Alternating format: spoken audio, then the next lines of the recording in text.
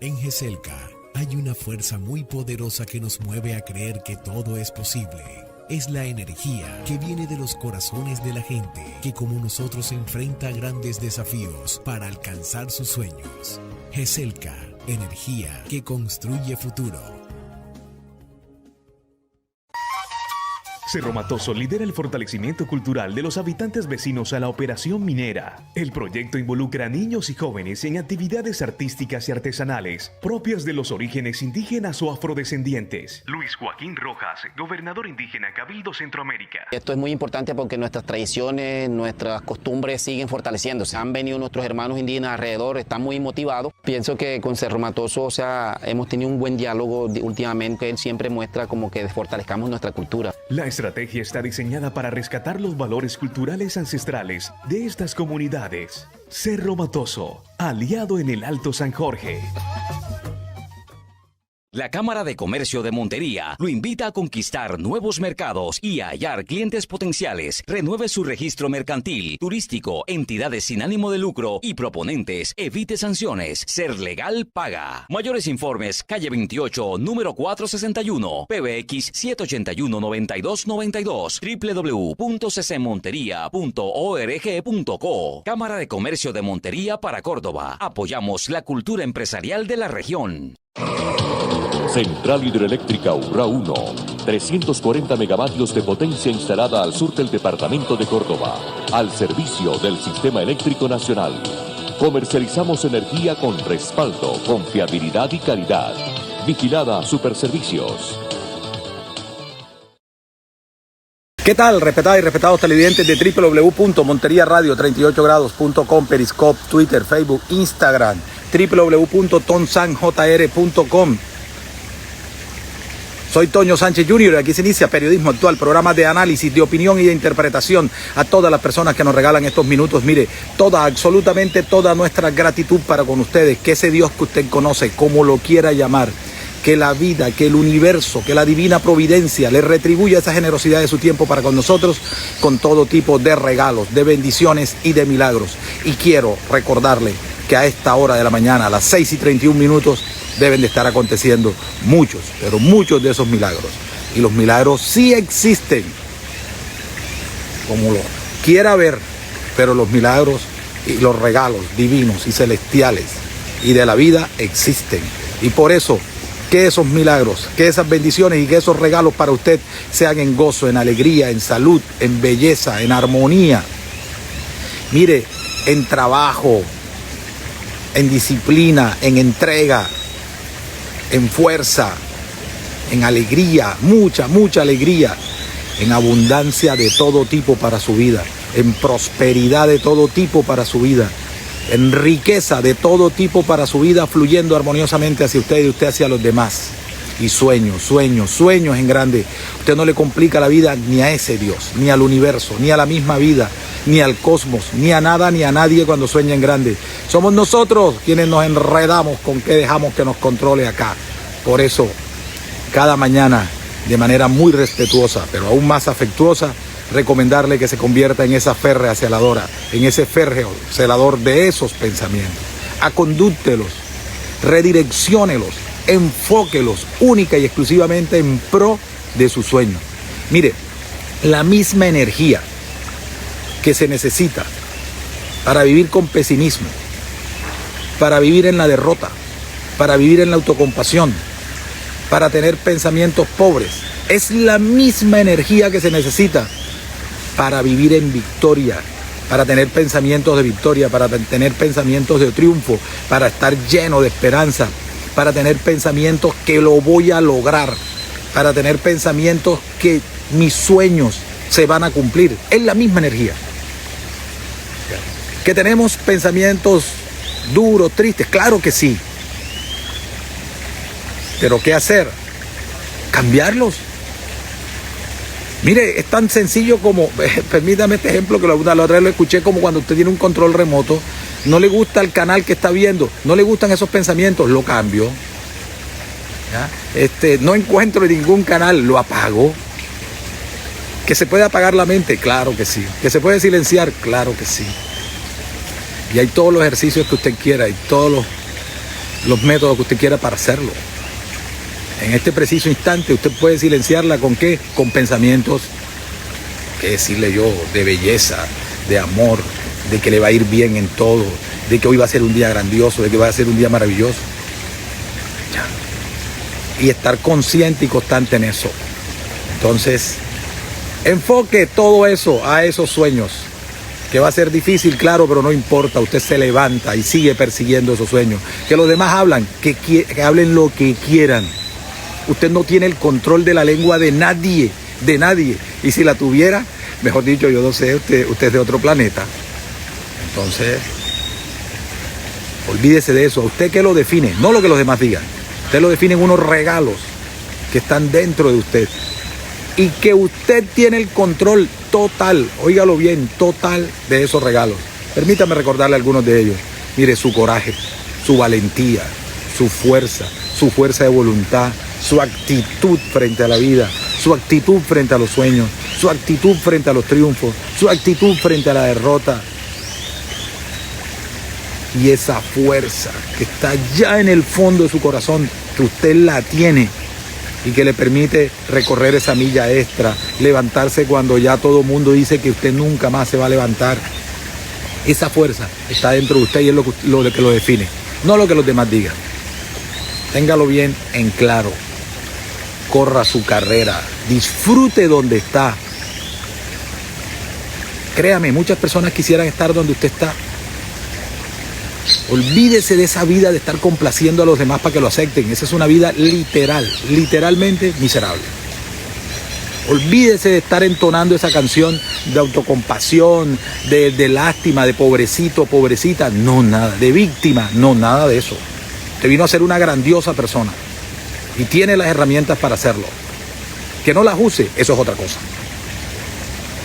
Búsquese usted mismo, encuéntrese con usted mismo, reconcíliese con usted mismo, dígase cosas hermosas a usted mismo, quiérase a más no poder a usted mismo, llénese de excesiva autoestima y llénese de excesiva gratitud y verá a ver todo lo que va a fluir para usted y para todas esas personas que verdaderamente lo aprecian, lo quieren y que usted quiere y aprecia también.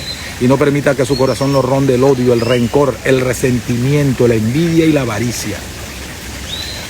Bueno, les recuerdo que hoy es miércoles 14 de diciembre del año 2022.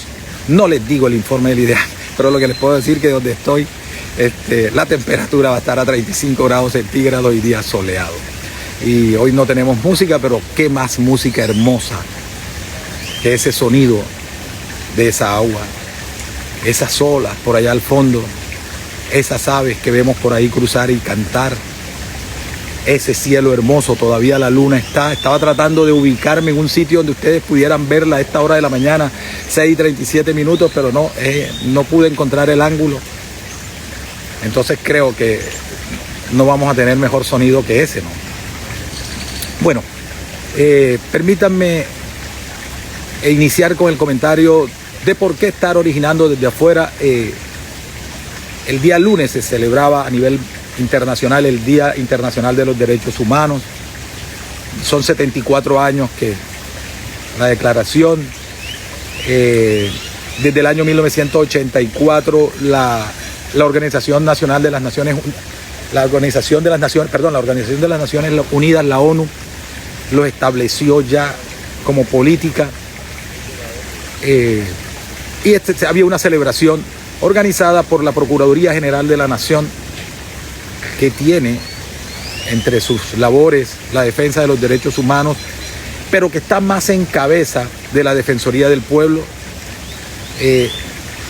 Esta fundación, o una de las ONG más poderosas del mundo, que es la USAID de Estados Unidos, el alto comisionado de la Unión Europea para Colombia en Derechos Humanos, fueron los que organizaron este evento. Que organizaron este evento en la ciudad de Cartagena. Allí asistieron varios defensores del pueblo, uno de Perú, un defensor del pueblo de Perú, un defensor del pueblo de Ecuador, altos funcionarios de Europa, una fiscal de la Corte Penal Internacional que tuvo en sus manos el proceso de la antigua Yugoslavia, y todo esto y todas estas personas que persiguieron en Bosnia, en Herzegovina por esa guerra, ustedes se recordarán a mediados de los 90. Y muchos líderes, hombres y mujeres, se hicieron presentes. No es mentira la violación alta de derechos humanos en Colombia. Nosotros a veces lo concebimos solo en el monte, en el campo, donde está la guerra, donde están los grupos al margen de la ley. No, olvidémonos el brazalete, sea el brazalete que sea. Entonces uno viene y dice violación de derechos humanos. No, violaciones de derechos humanos también las vemos en las grandes capitales, en las ciudades, en las grandes urbes. Pero nosotros hemos enmarcado todo es a la violencia. Por ejemplo, negarle el servicio de salud a personas en indefensión, vulnerables, es violación de derechos humanos. Votar sin justa causa, no pagar los salarios, violación de derechos humanos. Lo que pasa es que este tema a mí me encanta mucho, y se habló mucho de justicia restaurativa, que ustedes saben que ese es un tema que me apasiona. Y yo que he visto, y eso lo hablaba con algunas personas, se ha vendido en Colombia que la defensa de derechos humanos es como algo izquierdoso. Y no es mentira que haya gente de izquierda. ¿Por qué? Porque ellos ahí, en la defensa de derechos humanos, en organizaciones internacionales, fue donde vieron la manera de defenderse. Y fue donde ellos cometieron el error de satanizar al Estado. Entonces estas organizaciones de derechos humanos, ¿dónde están? Están en Europa. ¿Europa de cuántas guerras viene? Vamos solo a recordar solo la gran guerra, que es la Primera Guerra Mundial, 1917, y la Segunda Guerra Mundial, 1934-37, que empieza. ¿Cuántos muertos dejó? Los puso a todos a esconderse como las ratas debajo la tierra por las bombas y todo eso. No lo estoy diciendo de manera despectiva ni humillante. Los igualó. Cuando salen de esa gran guerra, ¿qué viene? El estado bienestar. Ese estado que sale a proteger a todos los ciudadanos. Y ese estado bienestar es que a darle todos los beneficios que más pudiese. Era como una retribución. Mientras tanto, en Colombia, ¿qué? En América Latina, ¿qué? Crueles guerras, crueles dictadores. Y organizaciones de derechos humanos de Europa vienen a prestar ayuda. ¿Y por qué ellos veían con romanticismo todos estos movimientos revolucionarios? Porque venían de todas esas guerras y siempre buscaban mecanismos de solución. Y esto hay que entenderlo en ese contexto. Y los pueblos vulnerables y esas personas que se atrevían a denunciar la violación de derechos humanos y ante esto también una omisión total del Estado, muchas veces, que no la vamos a ocultar. ¿Qué pasaba? ¿A dónde iban? A organizaciones defensoras de derechos humanos que estaban tomadas por la izquierda y con mucha ideología de izquierda. En cambio, las personas de derecha no se organizaron de esa manera. Como tenían el poder, contrataban grupos de justicia privada. Y esta gente de estos pueblos vulnerables, y ahora para llegar a lo del Salado, ¿qué hacía? Buscar a la Procuraduría. En ese tiempo no existía la Defensoría del Pueblo. La Defensoría del Pueblo tiene 30 años, desde 1991 con la Constitución, con la nueva Constitución. Buscaban todas estas organizaciones. Y por eso, cuando se habla de derechos humanos, la gente tiene una tendencia a decir, no, toda esa gente es izquierdosa. Y bueno, y yo estuve ahí todos estos días. Y yo izquierdoso no soy, pero sí soy un convencido de la violación de los derechos humanos y que en Colombia es un país violador de los derechos humanos en toda la extensión, no solo en el monte cuando hace ese abandono a estas comunidades, incluidas Córdoba, sino también en las ciudades. Entonces, para uno tener la concepción de que hay violación de derechos humanos, uno no necesita ser ni de izquierda ni de derecha. Uno necesita ser un buen ser humano y saber que hay personas en situaciones de vulnerabilidad que si nosotros estuviéramos allí, tal vez nosotros tomaríamos las mismas decisiones que ellos han tomado. Porque si fuese por echarle la culpa de la violencia a Colombia, tendríamos uno que echársela a todos los que viven en el campo. Porque toda esa gente se acomodaba a quien tuviese el brazalete y el fusil. Llegaba el EPL, le obedecían al EPL. Llegaba el ELN, le obedecían al ELN. Llegaban la FARC, le obedecían a la FARC.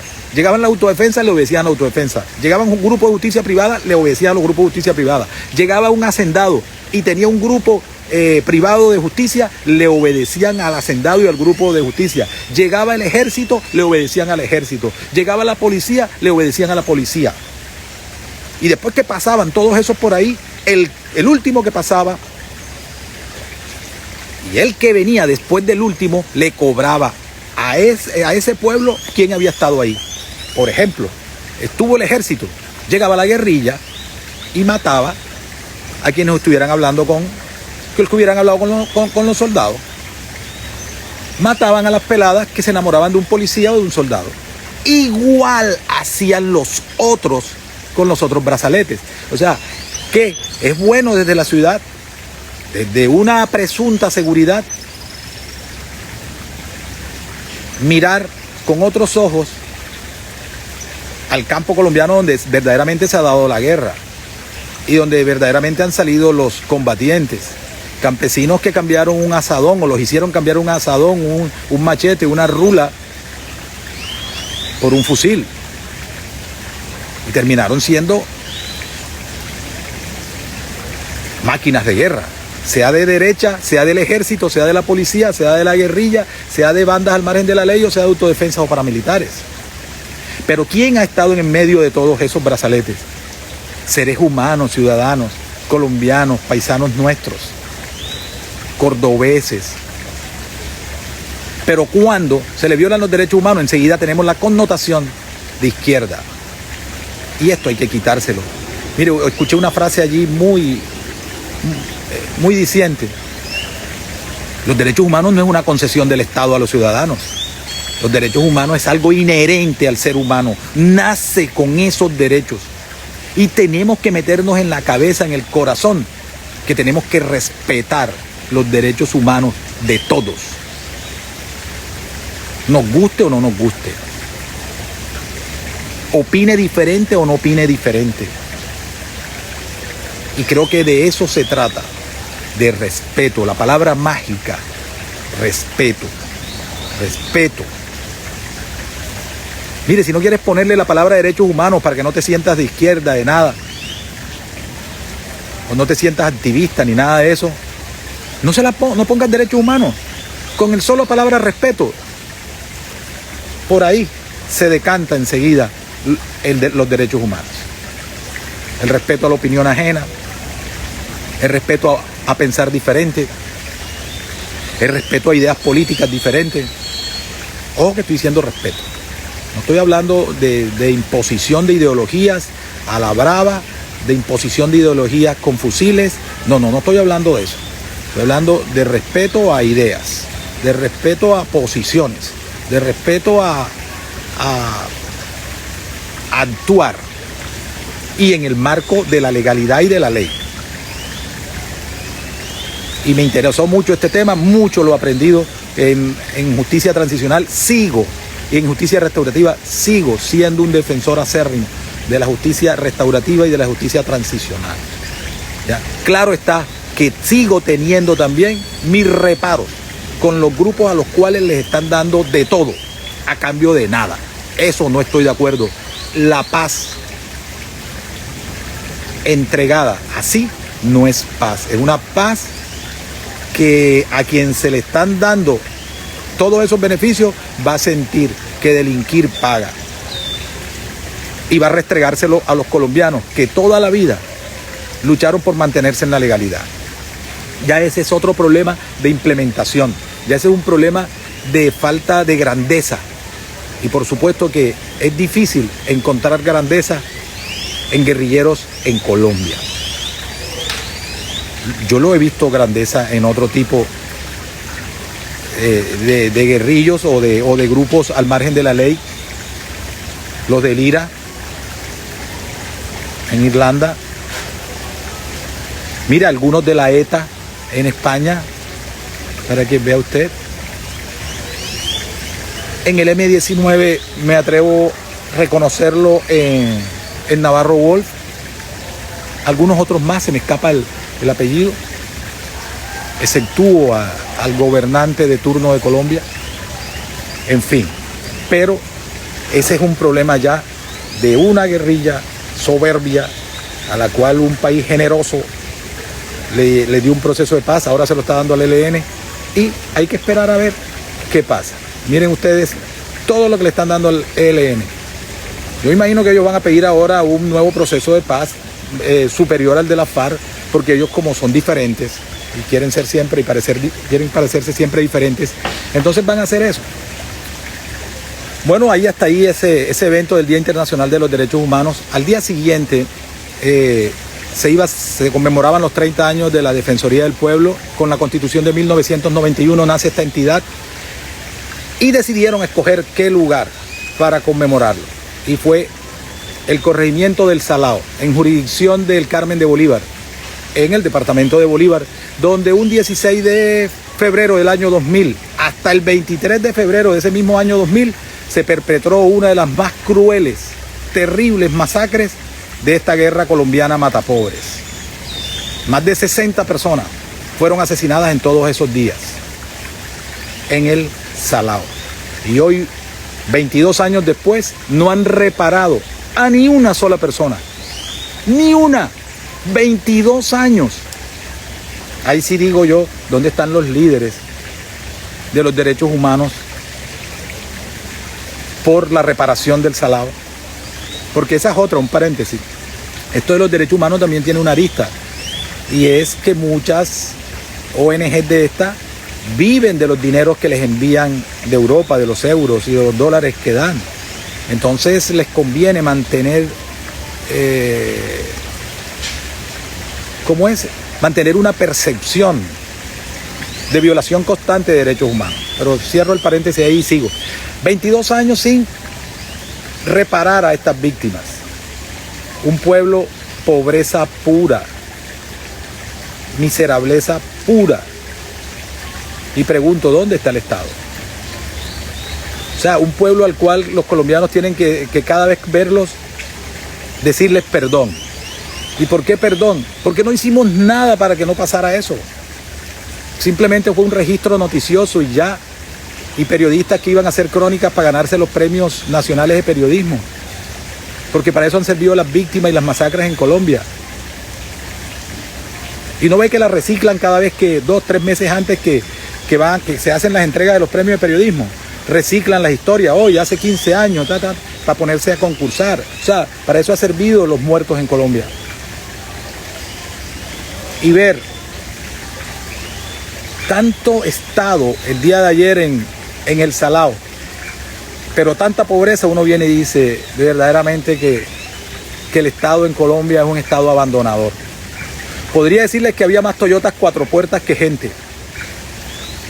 Y ya, todo el mundo salió a las 4 de la tarde y el Salao quedó ¿con qué? Con su pobreza, con su miserableza, con su olvido.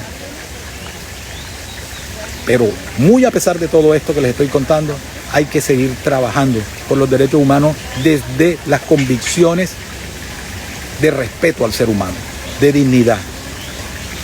Y para esto no se necesita ser ni de izquierda ni de derecha. Hasta ahí este comentario. Quiero terminar con Urbacer. Mañana profundizo en el tema.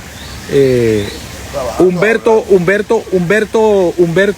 Rodríguez Cobo dictaron medidas de aseguramiento con él por delitos contra los recursos naturales y contra el medio ambiente.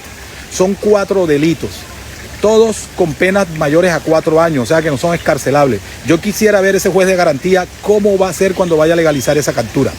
Él está en Estados Unidos, como han dicho, no está huyendo, sino que una hermana de él está ya enferma y coincidió la expedición de la orden de captura con su viaje a los Estados Unidos. Otra cosa es que ahora ante esa orden de captura decida quedarse en Estados Unidos. Eso es otra cosa, pero vamos a esperar qué va a pasar.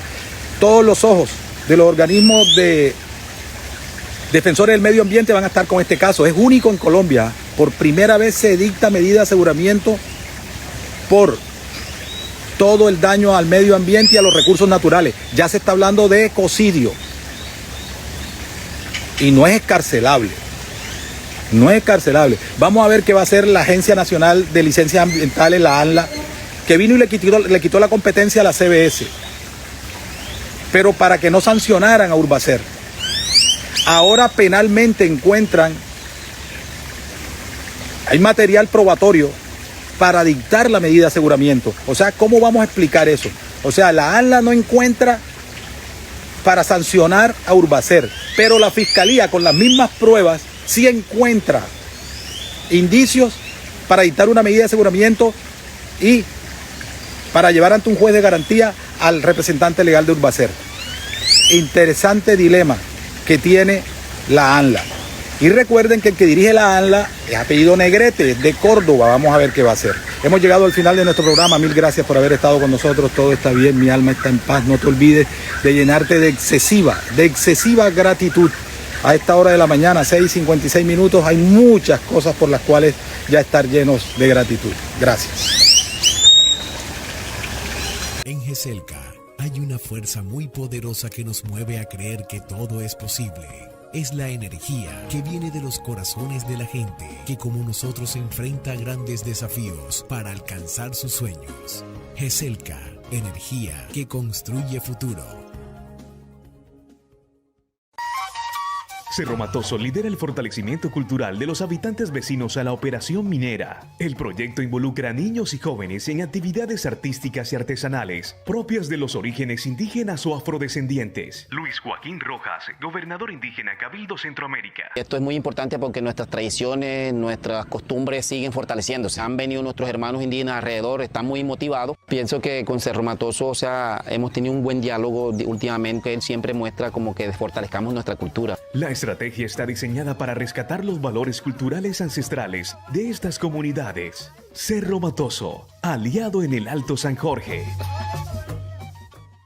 La Cámara de Comercio de Montería lo invita a conquistar nuevos mercados y a hallar clientes potenciales. Renueve su registro mercantil, turístico, entidades sin ánimo de lucro y proponentes. Evite sanciones. Ser legal paga. Mayores informes, calle 28, número 461, PBX 781-9292, www.ccmonteria.org.co. Cámara de Comercio de Montería para Córdoba. Apoyamos la cultura empresarial de la región. Central Hidroeléctrica Urrá 1, 340 megavatios de potencia instalada al sur del departamento de Córdoba, al servicio del Sistema Eléctrico Nacional. Comercializamos energía con respaldo, confiabilidad y calidad. Vigilada Superservicios.